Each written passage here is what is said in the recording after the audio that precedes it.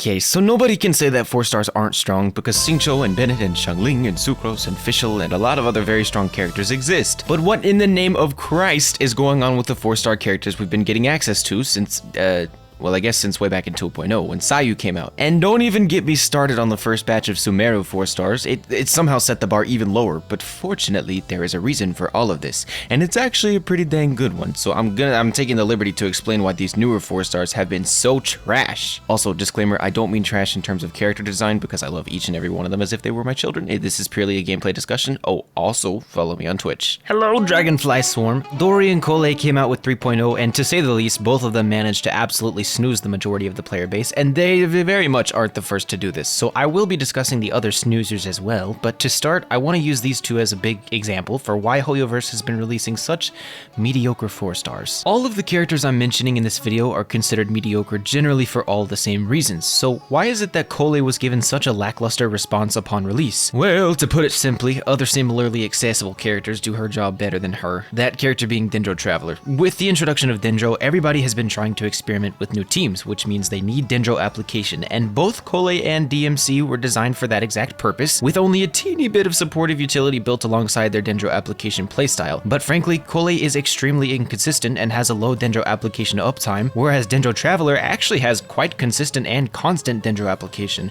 and Dendro Traveler is free, all 6 constellations no less, which immediately completely made Kole irrelevant to anyone that doesn't want to play her just because she's Kole, which, as cool as she is and as compelling as her story and personality is just objectively a lot of people. A lot of people got turned away from Kole in favor of DMC because of their general superiority over her, since they both performed the same job in Dendro teams. And the same issue arose with Dori. Dori looked so swag. I mean, she literally sits on a pink slime and lets it do all the flashy swinging and zapping for her, but unfortunately that wasn't enough to make her a standout character to spend your resources on. Dori's playstyle revolves almost entirely around providing energy battery utility and healing to your team, and I suppose you could argue electro application, but the problem with all 3 of these things is that other 4-star characters also do all of these things, and they do them significantly better than Dori. Fischl is wildly better at applying electro and is very competitive for her energy battery potential. Kuki Shinobu is far easier to play and still provides heals to your active character, and a large portion of the 4-star electro character roster overlaps her value in teams that she can play on, making Dori extremely forgettable for most players, which again sucks. She literally has a pink slime minion. But these 2 characters are by no means the first 4 stars to lead such a disappointing release, because there's also 4 stars like Toma, who I actually made a guide on recently, so I shouldn't be talking bad about him, but I will. Toma's fun. He's definitely a unique shielder, and he does have his moments in certain teams, but generally speaking, his job is overlapped by not only by one of the most comfortable 5 stars in the game, but also by other 4 stars who fill the same role without the condition of needing your active character to normal attack for their shield uptime. This alone sets Toma generally quite a bit behind someone like, for example, Diona, who just happens to fill a lot more roles on top of being a good shielder, and while Toma does actually have a few niche teams that he feels unique in, it's a very small handful, and even then, he only feels unique and practical with lots of his constellations in your possession. And then there's Sayu, which in all honesty, I had a hard time chalking up because her playstyle is actually pretty unique.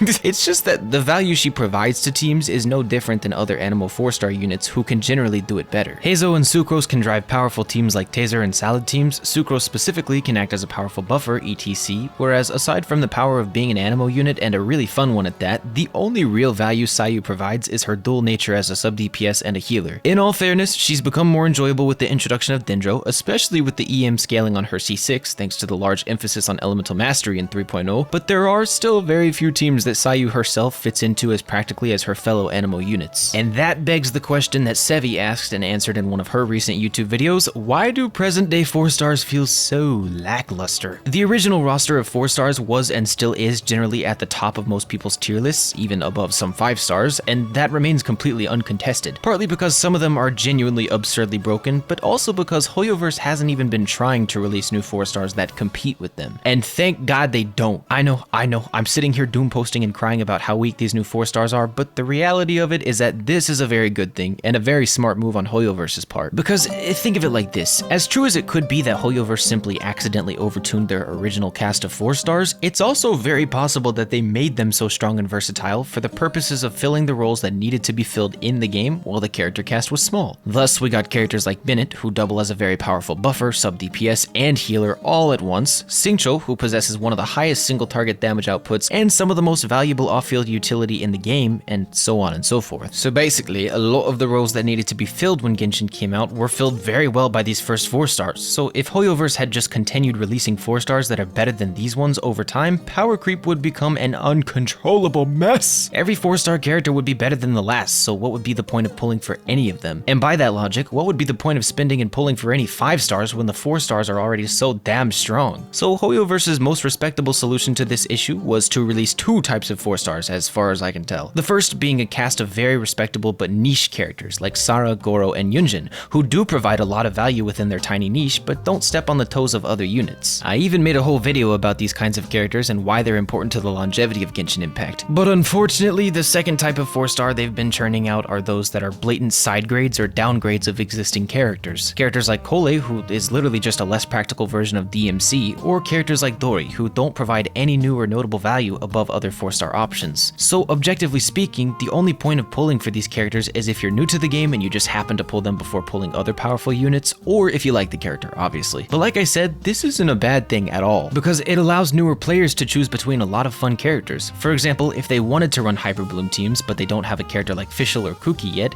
it wouldn't really be the end of the world if they pulled for and invested in Dori. In fact, it would be quite beneficial, because Dori does fill the role well enough, and as time goes on, that new player can look forward to either sticking with Dori for fun or investing in other powerful options as they come into their account.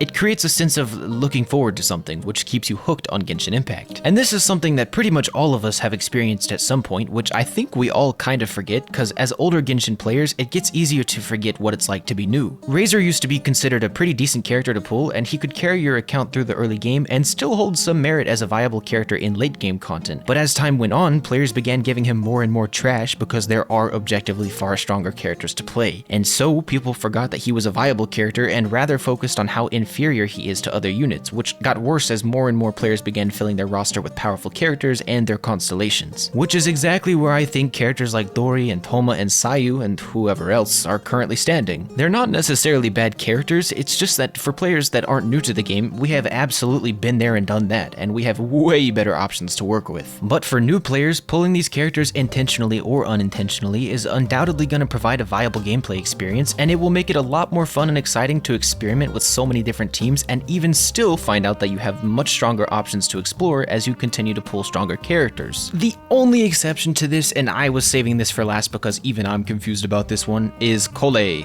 Bracole. Cole is literally a worse option than Dendro Traveler, and she's not even a free unit. Well, okay, yeah, she technically is free, but her constellations are not. And at C0 especially, she's significantly less enticing than Dendro Traveler, who is a completely free unit from C0 to C6. Which kind of breaks the logic that I've been discussing, even more so when you consider the fact that Cole was actually a prime opportunity to create a new top tier unit, since she wouldn't be trampling on or power creeping other top tier 4 stars, cause she's Dendro. Her role has never been filled before, so there's nobody to power creep. That I don't understand. Not that I'm complaining about Hoyoverse making Dendro Traveler useful, cause that's gonna provide a lot of value to everyone, not just new players, but it's just weird to me from a business standpoint that they wouldn't make Cole as strong as broccoli. I don't know how to spell broccoli, so closed caption viewers, I am sorry. Anyways, in conclusion, having these 4 stars be so lackluster isn't a bad thing, and in reality, it only affects those of us who've been playing for a long time, because if you have been playing for a long time, you likely already pulled some of these top tier 4 stars, and therefore feel significantly less inclined to pull for the less powerful alternatives. But this isn't just to create a better experience for newer players, it's also to help prevent the game from spiraling into a mess of power creep, which would very much shorten the longevity of Genshin Impact, and right now it seems like a game that will be around for quite a long time. I mean, it's a big game. Even I forget sometimes, and I'm like, damn, I made content for a game that outsold Fortnite. Wait, did it do that? I forgot. I also don't care because it's Fortnite. Who plays that game? I'm kidding! I gotta end the video now. If you like this video or it helped you in any way, please leave a like and consider subscribing because I would be most grateful. It would make me most excited. Also, feel free to join my Discord server because I love meeting new people and so does my community. But anyways, I'm gonna head out. Sinomains, we've absolutely won. His abilities look so sick!